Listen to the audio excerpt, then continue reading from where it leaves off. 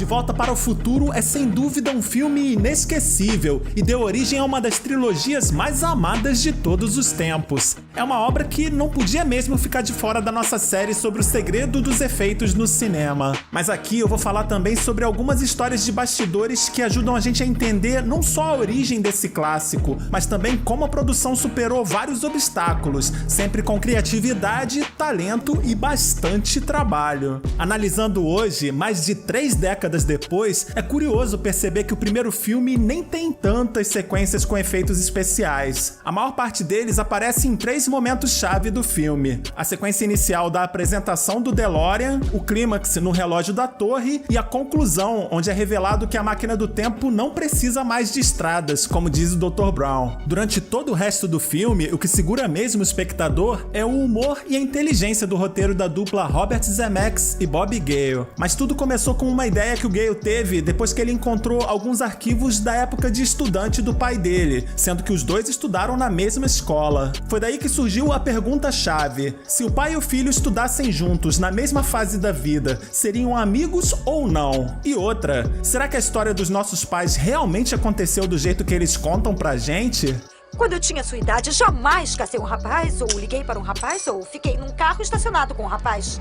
Esse ponto de partida por si só já é bem interessante, né? Mas para a premissa funcionar, obviamente, teria que ser pensada uma maneira do protagonista viajar para o passado. E foi assim que a máquina do tempo entrou na história. Primeiro na forma de uma geladeira, o que poderia provocar alguns problemas se as crianças tentassem brincar disso em casa. E depois a ideia foi evoluindo, até virar o veículo icônico que a gente conhece. Durante as filmagens, a produção usou 3 DeLoreans para funções diferentes. Um deles era mais detalhado e servia para aquelas cenas onde o carro tinha que aparecer mais de perto. O segundo modelo era mais para as cenas de ação e o terceiro tinha alguns cortes para facilitar o posicionamento das câmeras dentro do veículo. Já a versão modernizada, que é capaz de voar, foi feita com uma miniatura extremamente detalhada, o que aliás também foi uma técnica muito usada nas continuações. Isso porque naquela época a computação gráfica ainda era bastante limitada, então ficava inviável fazer o carro com CGI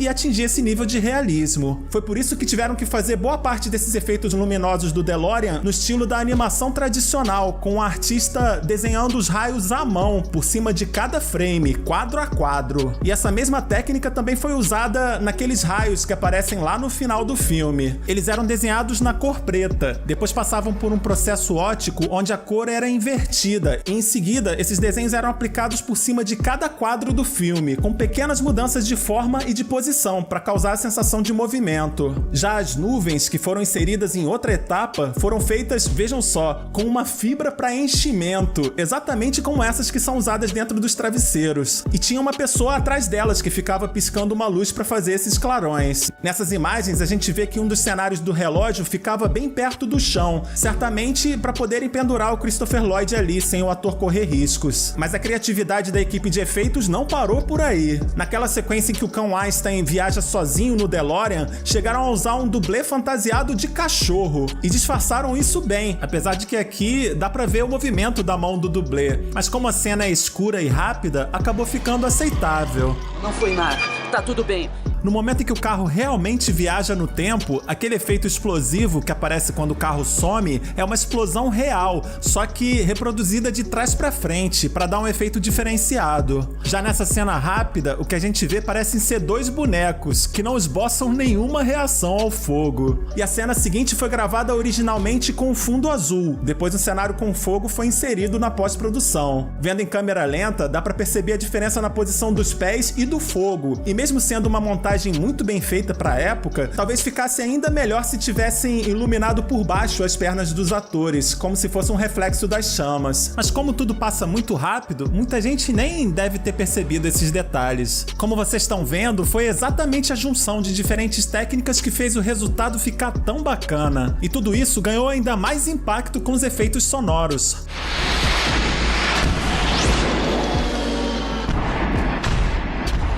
Aliás, vale lembrar que De Volta para o Futuro ganhou justamente o Oscar de edição de som. Outro desafio foi conseguir mostrar os personagens em várias etapas da vida, com idades diferentes. Só a maquiagem da atriz Lea Thompson demorava cerca de 3 horas para ser feita. Como na época o rejuvenescimento digital ainda não era viável, optaram por escolher atores jovens, porque é sempre mais fácil envelhecer eles com a maquiagem tradicional do que fazer o contrário. E o resto ficava por conta do talento dos atores mesmo, que aliás deram um show, né? Dá pra dizer que todos eles estão perfeitos em seus papéis. Mas quem conhece as histórias de bastidores desse filme sabe que nem sempre isso foi assim. No início das filmagens, o ator Eric Stoltz chegou a trabalhar durante 5 semanas no papel de Marty McFly, e só depois que ele gravou boa parte das cenas é que o diretor Robert Zemeckis decidiu demitir ele e refazer tudo com outro ator que trouxesse mais comédia às reações do personagem. Como eu já disse antes, esse foi um projeto que teve muitos obstáculos, e isso aconteceu desde a criação do script. O roteiro foi recusado mais de 40 vezes antes de receber o sinal verde da Universal Pictures. Originalmente, o final aconteceria num campo de testes nucleares,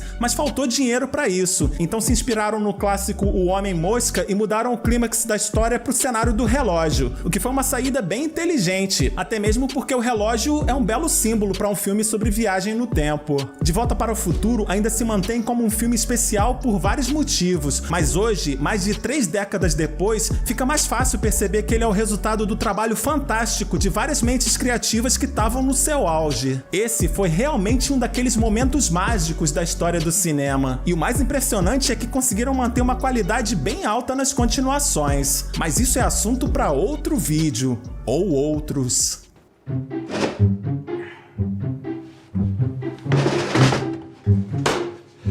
Chocolate.